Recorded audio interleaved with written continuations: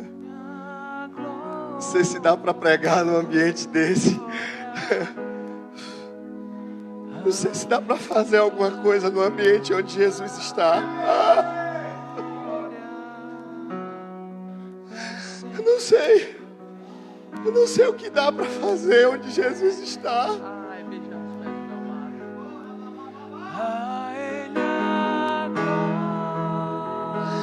Eu não sei. Eu não sei. Nós amamos a Tua presença, Espírito Santo. Nós amamos a Tua presença. Nós amamos tudo que está no coração de Jesus. Nós amamos tudo que está no coração de Jesus. Por isso nos permita servir a Tua noiva. Eu estou com meu coração, Pai, possuído de zelo, de temor. Eu estou com o meu coração, Senhor, quebrantado como um cavalo tomado pelas Tuas mãos. Me guia para o propósito que o Senhor quer conduzir essa igreja nessa noite. Não importa o que está à nossa frente, nós vamos correr para esse lugar. Nós não vamos temer os desafios, nós não vamos temer as resistências. Que todo principado, potestade, que todo dominador, que toda fortaleza na nossa mente nessa noite seja dissipado em nome de Jesus. Nós inclinamos o nosso coração para o Senhor nessa noite. Nós inclinamos o nosso coração para Ti, meu amado, amado da minha alma. Era mamaie.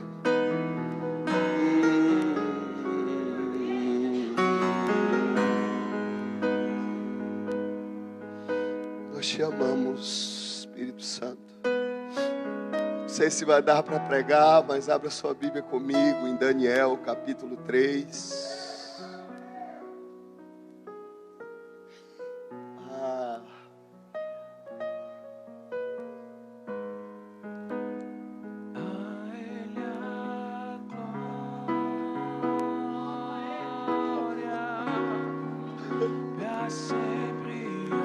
Não manda não que eu me jogo.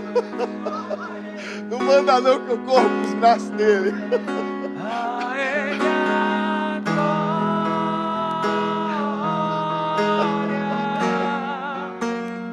a Ele a glória,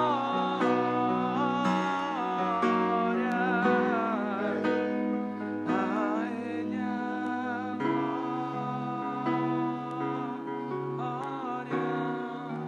Para sempre, amém. Quero falar um pouco hoje sobre a igreja que nós estamos nos tornando. Eu acredito que o Senhor separou essa noite aqui para que a gente seja completamente quebrado e reconstruído nessa noite, amém? Eu sinto que um grande avivamento está surgindo aqui nessa ECAP. Eu confesso a vocês que eu estou com o meu coração cheio de expectativa. No meio de tanta coisa acontecendo na nação e no mundo, eu consigo ver a glória. Eu sou desse tipo de pregador doido. Amém? Por isso que eu quero compartilhar com a igreja nessa noite. Vai ajudar a gente a entender muita coisa, porque pessoas que realmente amam a Deus vão conseguir ver no caos a oportunidade de manifestar a glória. Ainda que para isso a gente precise correr risco, a gente precise derramar até a última gota de sangue. Eu sinto que isso é um privilégio, sabe? Morrer por Jesus. Pense num cara. Pense num cara que ao longo desses dias, sabe? Diante de tudo que eu tenho experimentado com o Espírito Santo, sabe? O Senhor me deu graça para falar de algumas coisas, porque faz muito tempo que a morte não me mete mais medo, sabe? Nesses últimos dias eu tenho entendido que a morte é só uma porta, que eu abro ela e eu encontro com o meu amado do outro lado.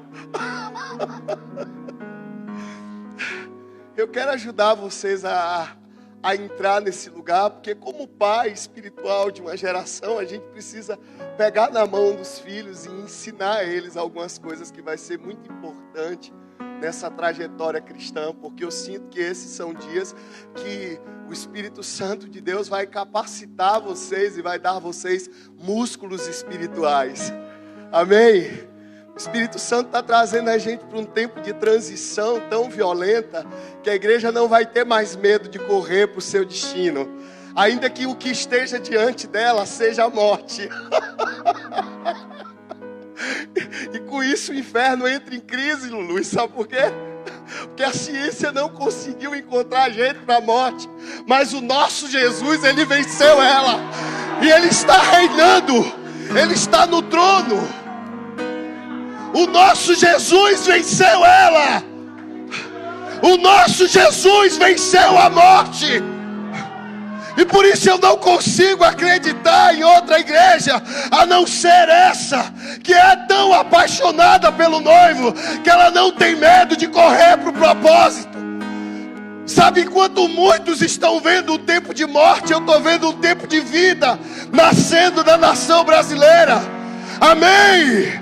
Amém! Você consegue entender isso? Isso vai ser determinante para o nosso destino nesses dias. O inferno está tentando intimidar a igreja. Você precisa entender a igreja que você está se tornando. Não existe ninguém melhor para essa estação do que você. Isso é mentira do inferno. Amém? Você foi chamado para esses dias. Amém? Se você tem convicção de que você foi escolhido para esses dias, eu tenho uma palavra para a sua vida hoje. Amém? Eu quero falar da igreja que a gente está se tornando. Daniel capítulo 3. É um texto um pouquinho extenso. Eu não sei se eu vou conseguir falar muita coisa, mas eu tenho certeza que você vai sair daqui hoje entendendo. Amém? Então, por favor, não olha muito para o pregador não, porque ele é assim mesmo, viu? Não olha muito para a minha teologia não, viu? Mas eu tenho certeza que você vai entender tudo hoje, no teu espírito. Amém? Daniel capítulo 3 diz assim: o rei Nabucodonosor fez uma imagem de 2 metros e 70 centímetros de largura e ergueu na planície de Dura, na província da Babilônia, e depois convocou os satrapas, prefeitos, governadores, conselheiros, os tesoureiros, os juízes, os magistrados e todas as autoridades provinciais para assistirem à dedicação da imagem que mandara erguer. Assim todos os satrapas, prefeitos, governadores e conselheiros, tesoureiros, juízes, magistrados e todas as autoridades provinciais se reuniram para a dedicação da imagem que Nabucodonosor mandara erguer, e ficaram em pé diante dela. Então, quando o arauto proclamou em alta voz: esta é a ordem que é dada a homens de todas as nações, povos e línguas, quando ouvirem o som da trombeta, do pífaro, da cítara, da harpa, do saltério, da flauta dupla, toda espécie de música, prostem-se em terra e adorem a imagem de ouro que o rei Nabucodonosor ergueu. Quem não se prostrar em terra e não adorá-la, será imediatamente atirado numa fornalha em chamas. Por isso, logo que ouviram o som da trombeta, do pífaro, da cítara, da harpa, do saltério e toda espécie de músicas, os homens de todas as nações, povos e línguas prostraram-se em terra e adoraram a imagem de ouro que o rei Nabucodonosor mandara erguer. Nesse momento, alguns astrólogos se aproximaram e denunciaram os judeus, dizendo: ó rei Nabucodonosor, o rei vive para sempre. Tu emitiste um decreto, ó rei, ordenando que todo aquele que ouvisse o som da trombeta, do pífaro, da cítara, da harpa, do saltério, da flauta dupla e de toda espécie de música se prostrasse em terra e adorasse a imagem de ouro. E todo aquele que não se prostrasse em terra e não adorasse, seria atirado na fornalha em chamas. Mas há alguns judeus que nomeaste para administrar as províncias da Babilônia, Sadraque, Mesaque e Abidnego, que não dão ouvidos ao rei, nem prestam culto aos teus deuses, nem adoram a imagem de ouro que mandaram erguer. Verso 13, Nabucodonosor mandou chamar Sadraque, Mesaque e Abidnego, e assim que eles foram conduzidos à presença do rei, Nabucodonosor disse: é verdade, Sadraque, Mesaque e Abidnego, que vocês não prestam culto aos meus deuses, nem adoram a imagem que mandei erguer?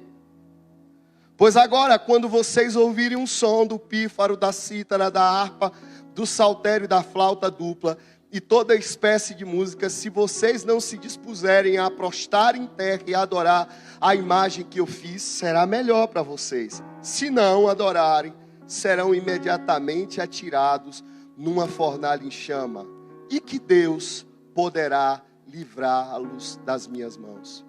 Sadraque, Mesaque e Abidnego responderam ao rei: ó Nabucodonosor, não precisamos defender-nos diante de ti. Se formos atirados na fornalha em chamas, o Deus a quem nós prestamos culto pode nos livrar, e Ele nos livrará das tuas mãos. Mas se Ele não nos livrar, saiba, ó rei, que não prestaremos culto aos teus deuses e não adoraremos a imagem de ouro que mandaste erguer. Está comigo? Diz amém. Eu quero ser bastante avivado com vocês hoje, amém? Por isso o evangelho que a gente está sendo desafiado nesses dias para viver não é mais o evangelho se vai dar certo ou se não vai dar. É o evangelho que a gente como igreja vai ter que ter coragem de correr risco pelo que a gente está carregando. Quando esse decreto havia sido estabelecido, quando você começa a ler o livro de Daniel, você encontra algo muito poderoso acontecendo ali, Luiz, porque você encontra Deus usando a Babilônia para abalar Jerusalém. Você encontra no capítulo 3 agora Deus usando 3 crentes para abalar a Babilônia. E existe um sentido muito espiritual dentro desse contexto que eu queria compartilhar com vocês, amém? Sempre que eu leio esse texto, eu vejo Deus usando a Babilônia para abalar Jerusalém. E por que isso? Porque é sempre assim, quando nós negligenciamos a estrutura, o propósito que foi nos confiado, Deus vai precisar abalar a estrutura novamente para revelar o propósito. Jerusalém havia se perdido na época de Salomão. No tempo mais preciso do ministério de Salomão, quando a glória começa a ser vista, Salomão começa a ser seduzido por algumas coisas que aconteceu no seu ministério, entre elas a aliança com mulheres pagãs. E Salomão entende que aquele era um tempo propício para que ele abrisse as portas de Jerusalém para novas culturas, infligindo assim uma lei do Senhor que dizia que Israel teria que ser um povo separado, amém? Amém? Você está comigo? Diz amém. Por isso eu acredito em uma igreja que se separa. Até porque quando você vai estudar a tradução da palavra Jerusalém, quer dizer ensino de paz. Salomão havia decidido sair do ensino de paz e ele agora começa a querer beber de outras culturas, porque é assim. Então todas as vezes que a gente sai do ensino de paz e a gente começa a beber de outro lugar, Deus agora precisa usar a Babilônia como ferramenta para abalar a nossa estrutura e revelar o propósito. E não precisa ser muito conhecedor de Bíblia para saber que a palavra Babilônia vem de Babel. E Babel quer dizer confusão. Aí Deus agora usa a confusão para tratar um povo que havia se perdido, porque é sempre assim. Quando a gente começa a achar que a gente sabe demais, a primeira coisa que vai acontecer é a gente abrir as portas do nosso coração para ensino que estão distantes daquilo que os nossos pais nos deram.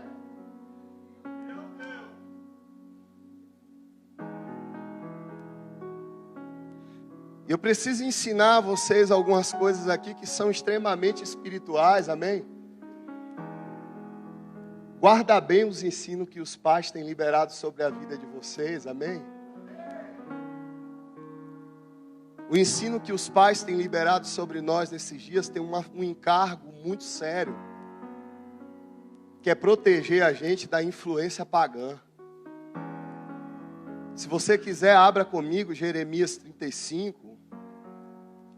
A gente vai encontrar um texto muito conhecido da igreja que fala sobre os recabitas.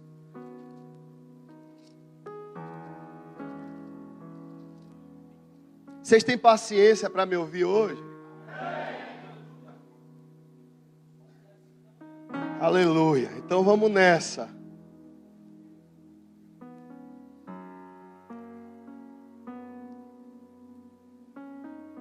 Jeremias 35.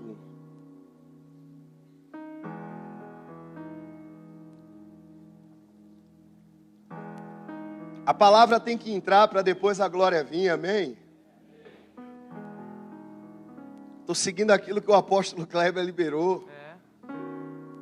Por isso nosso coração nessa noite tem que ser reto.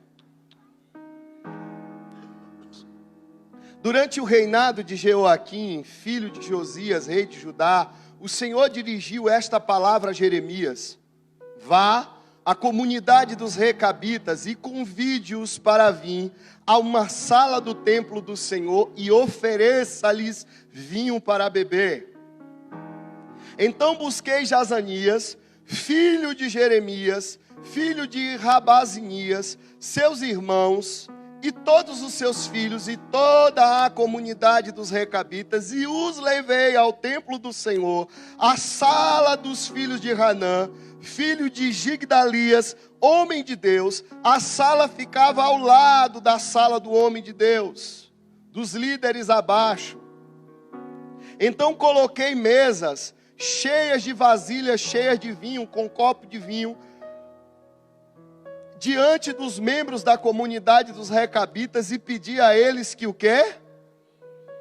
Eles, porém, disseram: não bebemos vinho, porque o nosso antepassado Jonadab, ou nosso pai Jonadab, filho de Recabe, nos deu uma ordem: vocês, nem os seus descendentes beberão vinho.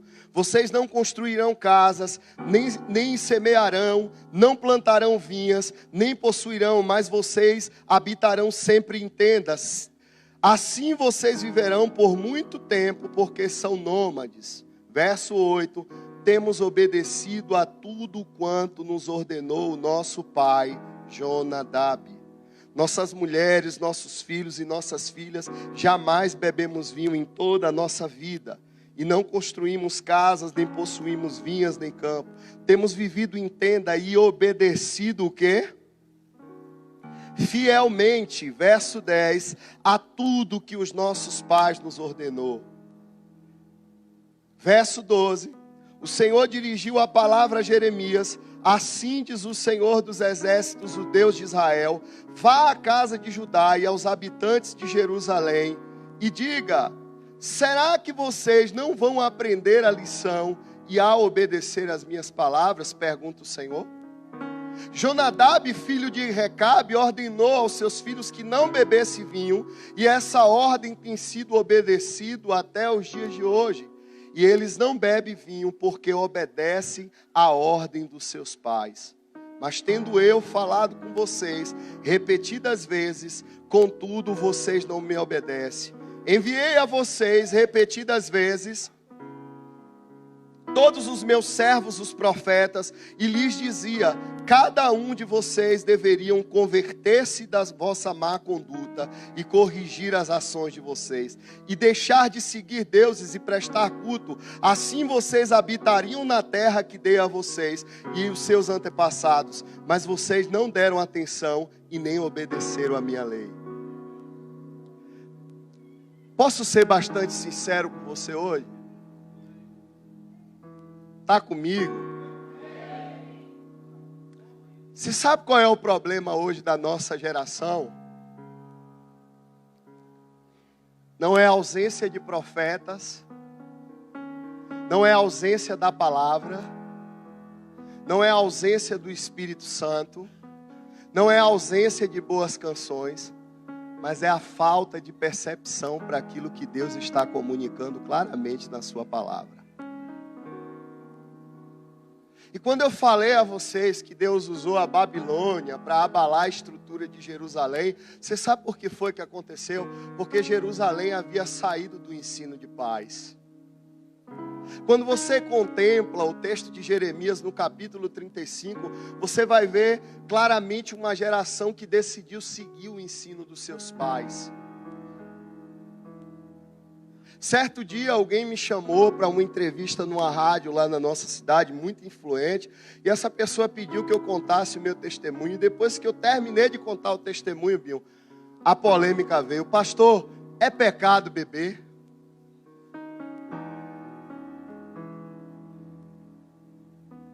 E sinceramente a gente está vivendo dias assim, onde a nossa geração quer saber o que é pecado e o que não é, porque tudo que ela quer é alguém que diga assim: pode. Amém? Mas eu quero te dar uma chave hoje, amém? Para a igreja que nós estamos nos tornando nesses dias, nós não vamos mais viver só pelo que é pecado e pelo que não é, nós vamos viver também pelo que gera exemplo.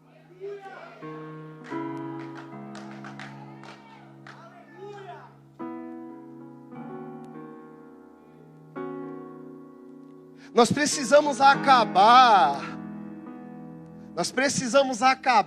dentro da igreja, sabe, com uma geração que se levantou dentro da igreja, que todo tipo de ensino que é dado pelos nossos pais, que confronta a nossa deficiência, sabe, a gente começa a dizer dentro da igreja é religiosidade. Amém? Eu até concordo que nesses últimos dias Deus levantou muitos homens de Deus para bater na religião, porque em algumas coisas a religião falhou, mas eu confesso que nesses últimos dias a gente tem encontrado uma geração que tem apontado a religiosidade, porque tudo que eles querem é viver na liberalidade.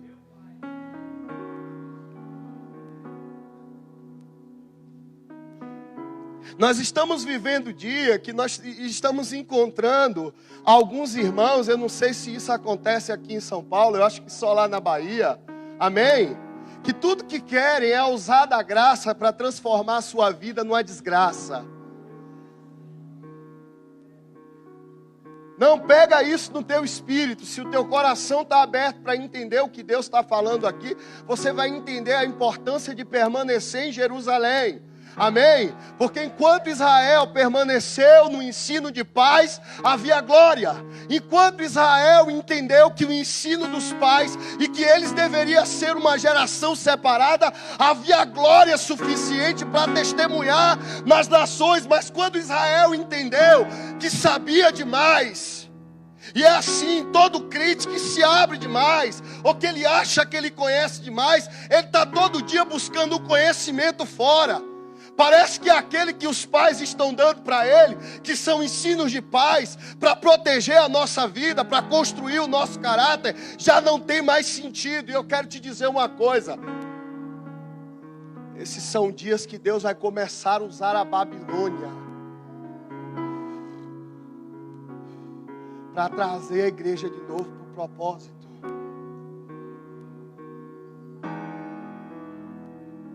Abra a sua Bíblia, Provérbios 29. Aqui hoje a gente vai ter que ler Bíblia, amém?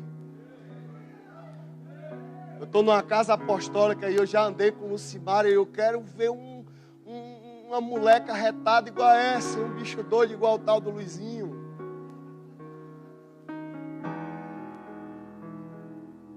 Você, mas a Adriana nem fala, que tem Bíblia para engolir a gente. O Osto mestre. Acho que o menorzinho aqui é o baiano.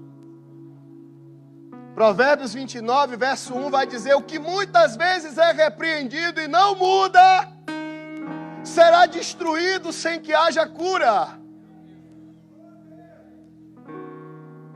Então eu sinto que essa é uma noite que a nossa percepção, amém? Ela precisa ser restaurada, porque quando Deus usa Jeremias, Deus usa dizendo o seguinte: eu usei profetas, vocês não ouviram. Eu usei a palavra, vocês não ouviram. Eu comuniquei claramente, vocês não entenderam. E o que é que Deus agora começa a usar, a apóstola Lucimara? Ele começa a usar o modelo de quem estava fora para testemunhar para os que estavam dentro.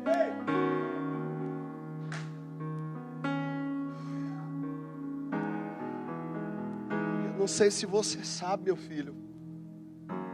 Sabe, mas você foi chamado para uma obra muito grande nesses dias.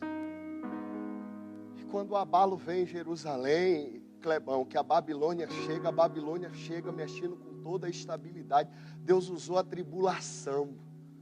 Foi tudo destruído. Sabe, e é com essas coisas, Lucimara, que eu me espanto, porque quando você chega dentro desse contexto, Deus usa 4 crentes, improvável. Parece até que é simbólico esse mistério aqui, né, Vaso? Deixa o menino rodar. Amém. Amém. Deus usa 4 crentes. Parece até que era da Secap. E diz assim: vai para a Babilônia. E quando chega dentro da Babilônia, você sabe o que é que eles queriam? Eles não queriam uma teoria nova. Ele disse assim: já entendi tudo. Se Deus abalou a estrutura é porque Ele está querendo revelar o propósito.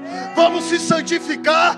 A gente não come o que está na Babilônia. A gente vai gerar uma vida de oração.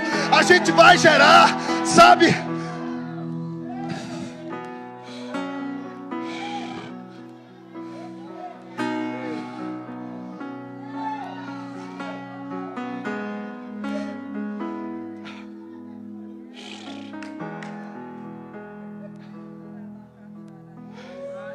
É por isso, meu amigo crentinho, que se tua teologia não te ensina a viver vida de santidade, pega esses infernos e joga no lixo.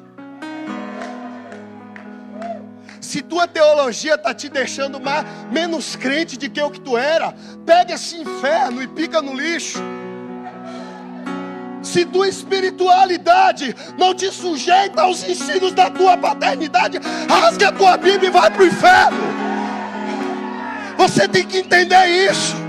Porque a igreja que Deus está levantando nesses dias, a Babilônia já tomou tudo, mas ela vai ter um compromisso com os céus. Você precisa entender isso.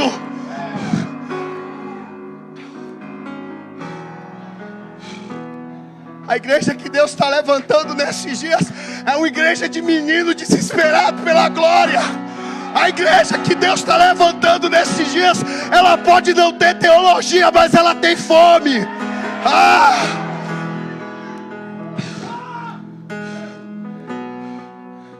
Quando chega dentro da Babilônia, no tempo mais violento, a Babilônia governando tudo, a Babilônia lança um decreto, e o decreto é: todo mundo vai se dobrar diante do que a gente está ditando. Eles disseram: comigo não. Porque o que eu carrego não me permite me dobrar diante do que a humanidade está comunicando. É por isso que, como disse Kleber, quem foi gerado no fogo não se acostuma com fumaça. Que quando chega diante do temido coronavírus, diz o seguinte: eu não me dobro para você não, viu, corona? Tem coronavírus, para quem não sabe, a igreja que está se tornando. Porque quem sabe, a igreja que está se tornando vai ver coronavírus cair na fornalha. Vai ver coronavírus ser consumido pelo fogo.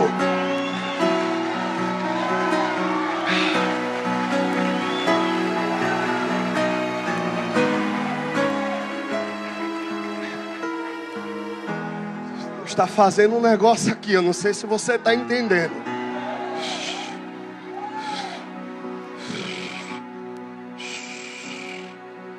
Deus está fazendo um negócio aqui.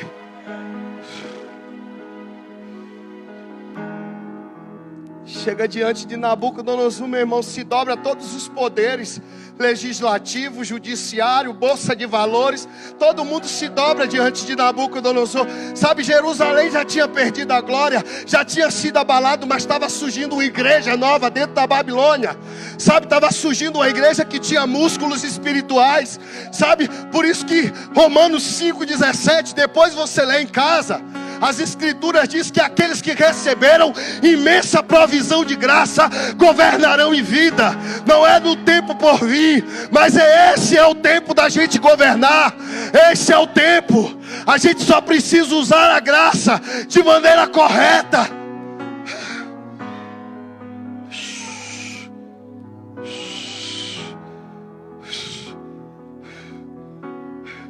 Sabe por que você não sabe o que é que a graça produz? Porque a tua teologia só te permite ver graça para pecar. A tua teologia só te permite ver graça para você viver nessa vida de safadeza e de desonra que você tem vivido com seus pais, crente. A tua teologia só te permite ver religiosidade no ensino de paz que os teus pais estão te dando.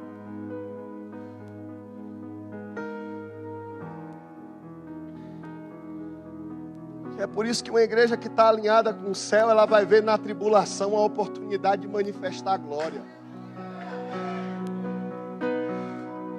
É por isso, Lului, sabe, os três estavam lá dentro da Babilônia gerando músculos espirituais, sabe como?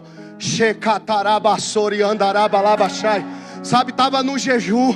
E quando encontrou lá, todo mundo se dobrando, disse: não, a hora é agora. Sabe, quando chega diante de Nabucodonosor, ele diz assim: ó, eu vou dar uma oportunidade. Até tenta evangelizar a crente, mas crente que nasceu, meu irmão, no fogo, sabe, não é intimidado pelo que a nação tem sido intimidada, não. Ele olha para isso e ele consegue ver uma oportunidade de honrar a Deus. Ele olha para isso. Ele olha para isso e ele consegue ver nisso uma oportunidade de honrar a Deus. Aí está tanta polêmica. Essa noite mesmo eu dei uma pancada na diretoria lá da igreja. Manda para mim, dentro do WhatsApp, o textinho cheio de recomendação. Eu digo: gente, vamos se converter. Você está falando mais do corona do que o que vocês estão orando para que Deus faça a gente entender o que Ele quer fazer no meio do corona. Você sabe por que a igreja não está entendendo, meu irmão?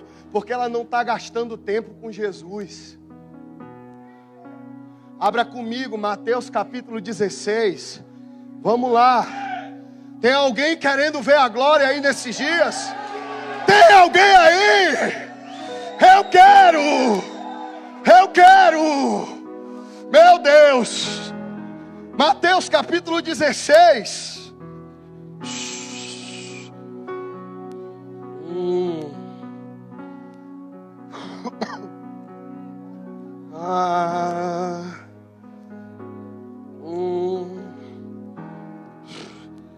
Sabe, Binho, eu também tenho uma palavra para entregar a você, viu, Binho?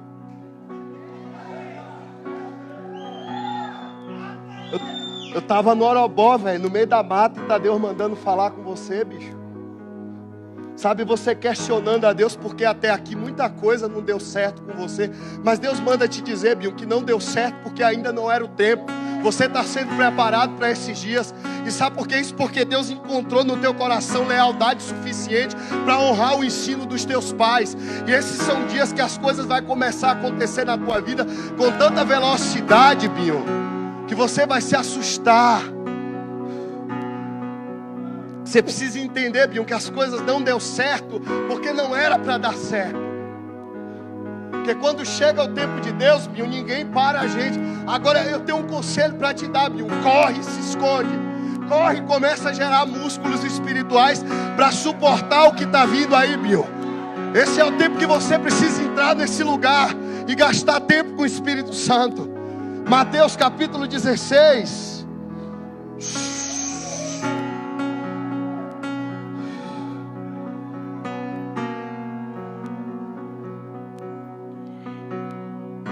Sim, meu irmão, ora aí, ora aí. Me ajuda. gente precisa dos céus hoje. Sabe, o Senhor está quebrando uma igreja e está levantando outra cheia de autoridade aqui. O Senhor está levantando uma igreja que está disposta a honrar o ensino dos pais. Aleluia. Mateus capítulo 16, verso 13. Quem achou, diga amém. Quando Jesus chegou à região de Cesareia de Filipe, perguntou aos seus discípulos: quem os outros dizem que é o Filho do Homem? Estava uma polêmica.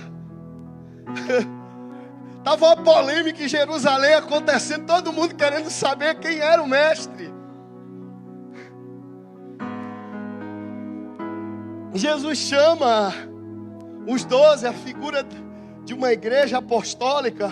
Ele senta para uma reunião apostólica e ele diz o seguinte: quem diz os homens ser o Filho de Deus? Primeira pergunta que Jesus faz: vocês discernem o que é que está acontecendo aí fora? Talvez você está tão distraído que não está discernindo o que está acontecendo aí fora. Aí Jesus olha e diz assim: eles responderam, os discípulos dizem, eles responderam, alguns dizem que é João Batista, outro Elias, e ainda outro Jeremias ou um dos profetas. Verso 15, Jesus faz uma pergunta: e vocês? Olha para a pessoa que está do teu lado e pergunta assim: quem Jesus é para você?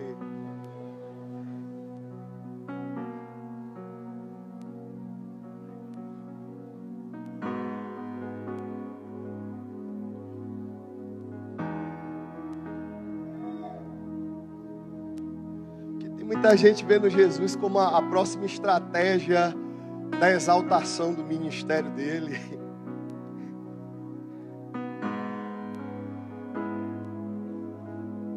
E Jesus senta com os discípulos, faz uma pergunta e disse assim: vem cá, e vocês? Vocês dizem que eu sou o quê? Deixa eu te falar uma coisa. A gente precisa voltar a gastar tempo com Jesus para que a gente comece a discernir quem é o Cordeiro de Deus. Porque eu sinto que esses são dias que a gente está falando de alguém que a gente não conhece mais.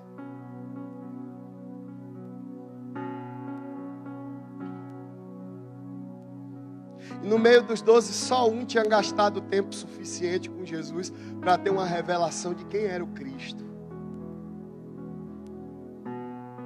Pedro olha para Jesus e diz assim: tu é o Cristo. Tu é o Cristo. Agora, olha para mim, deixa eu te dizer o que é que acontece com quem gasta tempo com Jesus suficiente para ter uma revelação de quem Ele é. Olha aqui nos meus olhos azuis. Amém? Quando Pedro teve uma revelação de quem Jesus era, Jesus revelou a Pedro a igreja que ele estava se tornando. E tu és Pedro. E eu estou te dando a chave, a autoridade, e as portas do inferno não vai prevalecer contra a igreja.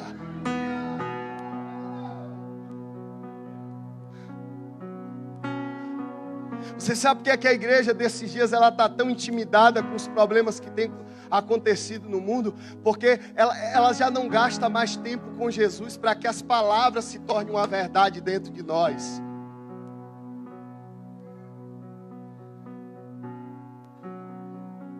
No dia em que Jesus me disse, certo dia eu orando na sala da minha casa, e o Espírito Santo me disse assim: Silvio, está vindo dias aí, que se vocês orarem, se vocês buscarem, eu vou dar útero à mulher que não tem útero.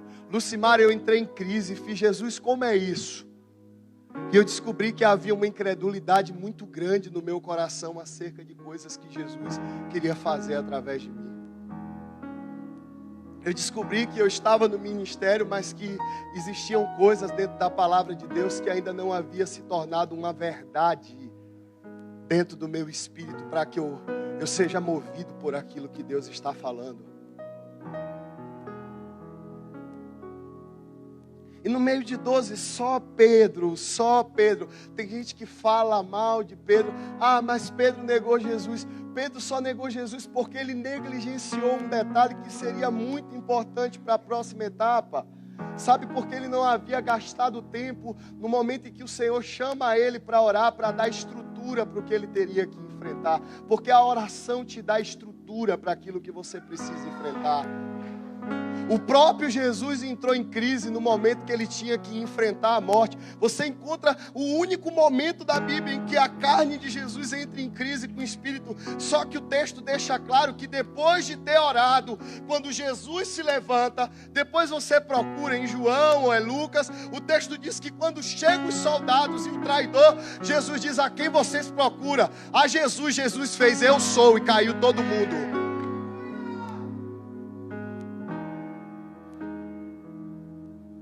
Porque quando você carrega a palavra dentro de você, e você desenvolve uma vida espiritual de oração, a palavra dentro de você sendo uma verdade se torna um verbo em movimento. É por isso que ninguém para um cara que está carregando a palavra de Deus dentro dele. É por isso que ninguém para uma igreja que está carregando a palavra de Deus dentro dela. É por isso que ninguém para uma igreja que ora o suficiente para ter a estrutura que ela precisa para a próxima estação.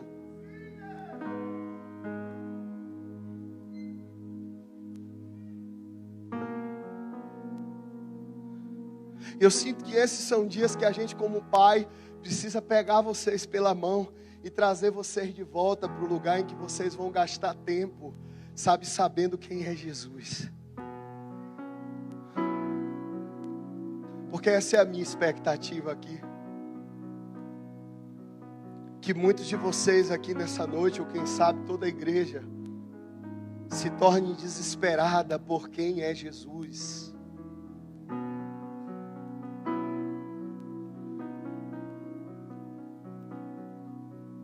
Algumas vezes eu sou impulsionado para o lugar de oração, e uma das minhas contemplações mais belas que eu tenho é quando eu começo a imaginar como é que vai ser no dia em que eu olhar nos olhos de Jesus. Como é que vai ser no dia em que eu ouvir a voz de Jesus. Como é que vai ser no dia em que eu sentir o cheiro do meu amado.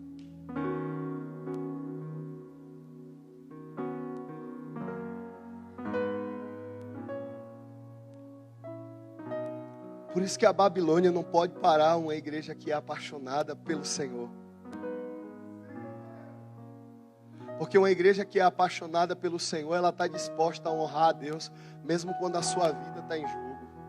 Esse é o maior mandamento: amar a Deus sobre todas as coisas, acima até da minha própria vida. Por isso que quando esses caras chegam diante de Nabucodonosor, ele disse: ô rei, deixa eu te dizer uma coisa, não é se está dando certo, se não é se vai ter milagre, se não vai ter, mas você precisa entender uma coisa: eu sei quem ele é, eu sei o que eu estou carregando dentro de mim, eu não vou me dobrar diante disso. E aí acontece algo muito violento. Você sabe o que é que eu quero te dizer? Amém? É que quando você está disposto a honrar o Senhor, Ele não te livra da fornalha, mas Ele te dá vitória dentro da fornalha. O quarto homem só pode ser visto para quem quer entrar no fogo.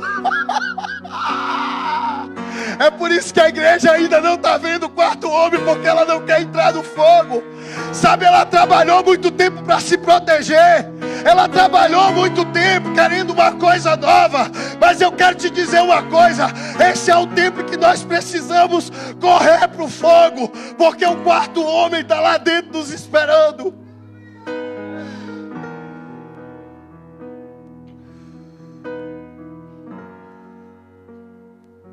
Nós precisamos correr para o fogo. Nós precisamos correr para o fogo. Nós precisamos correr para o fogo. A gente não precisa ter medo do fogo. Aquela igreja que estava surgindo ali era uma igreja que estava dentro da Babilônia, mas a Babilônia não estava dentro dela. Era uma igreja que estava disposta agora a honrar a Deus com a sua própria vida. E você sabe o que é que acontece quando Deus encontra pessoas que querem honrar a Deus com a sua própria vida? Ele vai fazer com que impérios, nações, principados se sujeitem à glória que a igreja do Cordeiro carrega.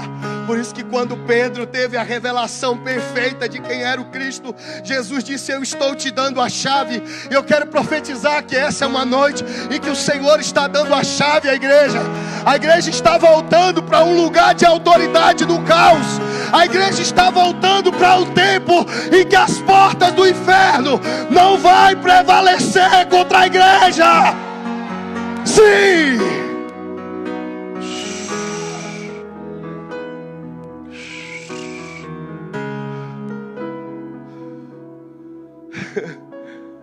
Por favor, não se atemorize.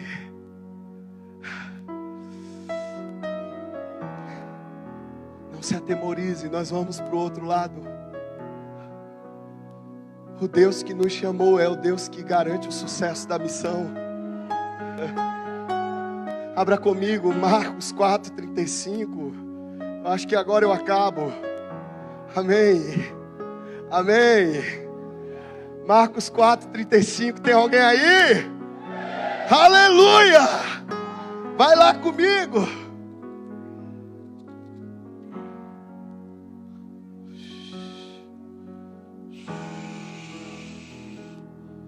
Era mama mama mama. Horororore kana la la la maiema mama so.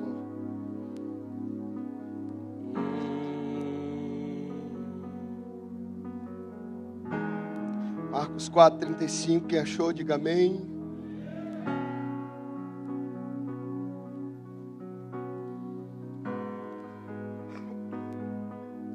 Alguns de vocês aqui hoje vão ser curados do medo. Até aqui havia muita opressão na vida de vocês. Alguns de vocês carregavam um medo. Esse medo estava sobre a vida de vocês desde a infância. Alguns de vocês vão ser libertos de espíritos que estavam oprimindo a mente de vocês.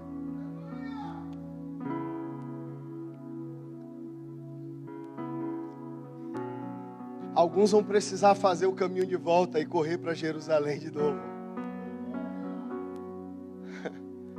Porque você saiu do lugar e a Babilônia te alcançou. Tem alguém aí? Marcos 4:35, naquele dia ao anoitecer, disse aos seus discípulos: vamos para onde? Eu queria ouvir toda a igreja. Vamos para onde? Verso 36, deixando a multidão, eles o levaram no barco, e assim como estava, outros barcos também o acompanhavam. Levantou-se um forte vendaval, e ondas se lançavam sobre o barco, de sorte que este veio a se encher de água. Jesus estava na popa, dormindo, com a cabeça sobre o travesseiro. Até travesseiro Jesus levou.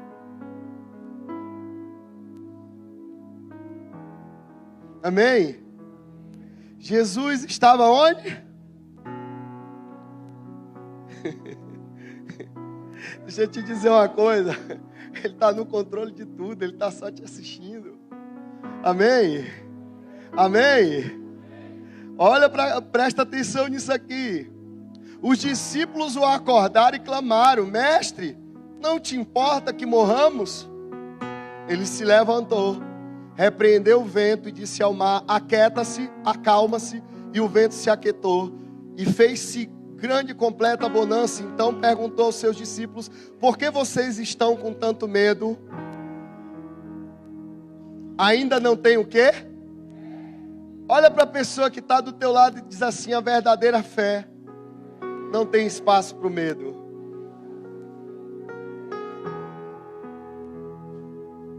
Talvez tudo que você tem é esperança. Só que o texto deixa claro, Jesus chama os discípulos e faz com que eles entrem aonde? Quem te colocou nesse barco? Vamos lá. Só que o texto deixa claro que Jesus entra dentro do barco e ele vai tirar uma perereca. Amém? Jesus vai lá tirar um soninho. Amém? Amém? Aquele era um tempo de Jesus assistir os discípulos. Jesus entra e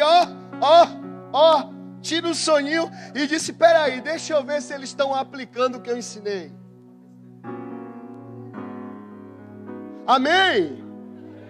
Só que o texto diz de sorte. Foi algo inesperado. Os discípulos eram homens habilitados na área náutica. Amém? Eu creio que antes de entrar no barco, olhou, viu que estava tudo nenhuma, tudo na limpeza.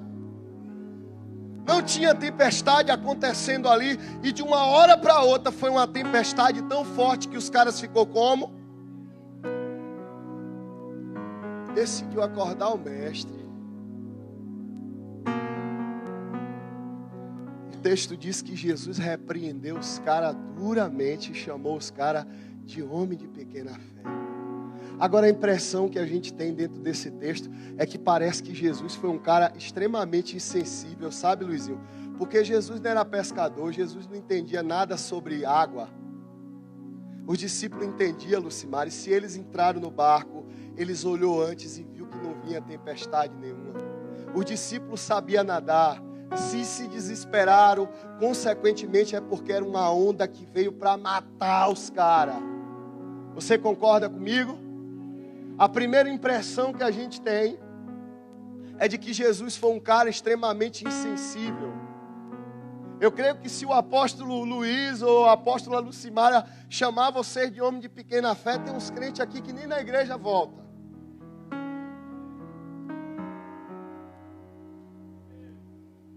Só que por que foi que Jesus chamou esses caras de homem de pequena fé? Vai lá comigo.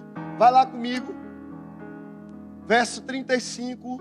Ao anoitecer, Jesus disse o que aos seus discípulos? Vamos para onde? Ele já tinha garantido o sucesso da missão. Jesus não disse entra no barco para tentar atravessar. Jesus disse vamos para o outro lado. Eles precisavam entender que havia graça suficiente nas palavras de Jesus para honrar o sucesso da missão.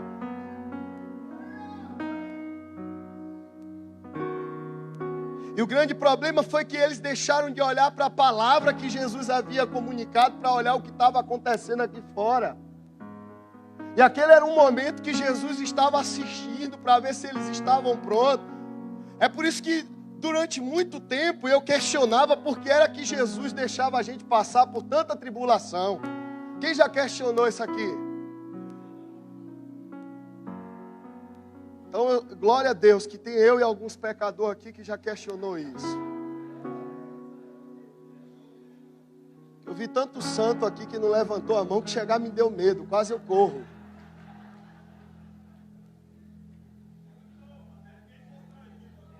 Quem aqui já questionou porque Jesus deixa passar por tribulação? Aí você sabe o que é que eu aprendi? Que a tribulação é fruto de uma humanidade caída.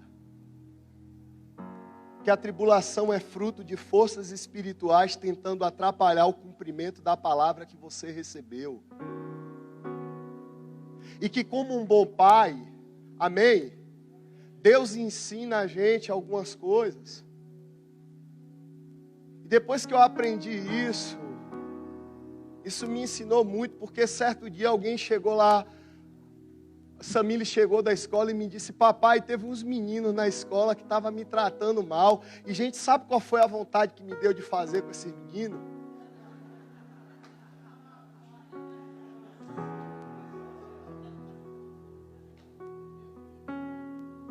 Mas se eu fizesse isso, algumas coisas de muito ruim iam acontecer, amém?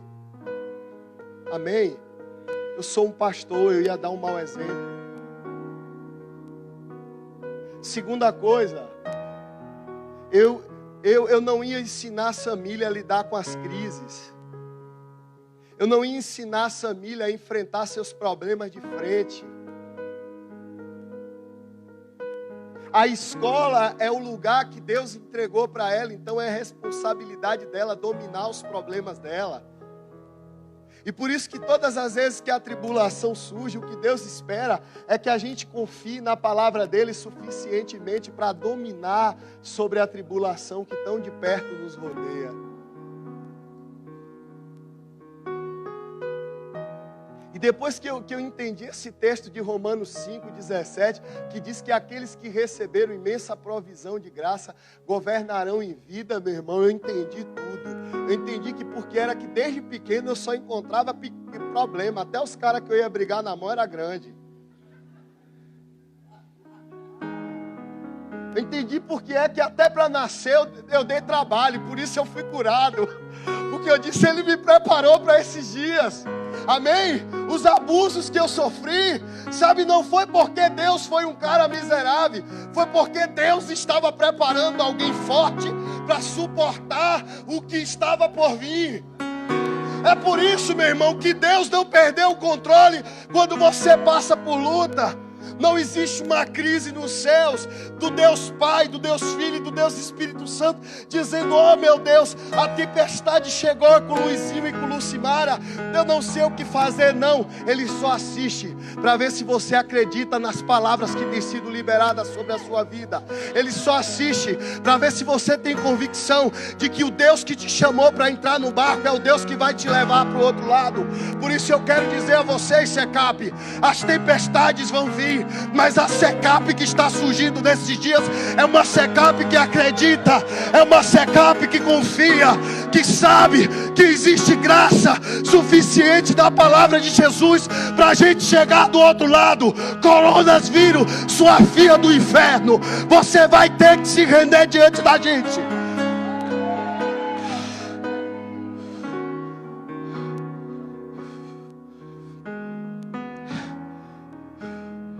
Por isso que esse é o tempo mais propício da igreja, né? Lulu, cadê as vozes do Brasil agora? Tá todo mundo de máscara.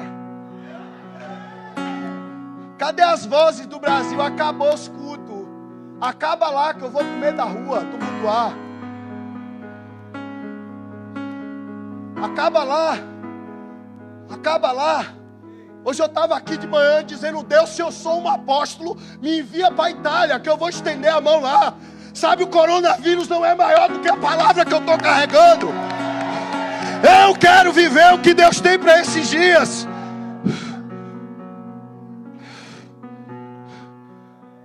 Isso que uma mensagem como essa, irmão, não dá para você estar aqui não, viu? Porque você só tem duas opções. Eu mexo com a sua teologia. Ou você sai daqui liberto, ou você sai daqui ofendido. No culto que Jesus está, a gente só tem duas opções.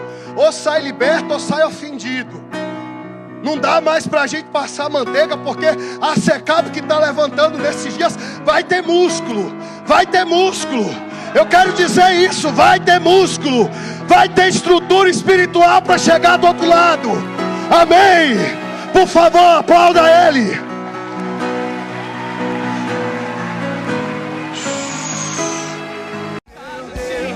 Deus de milagre, Deus de promessa, caminhos no deserto, luz na escuridão. Meu Deus, esse é quem tu és. Meu Deus é um Deus de milagre, Deus de promessa, caminhos no deserto, luz na escuridão.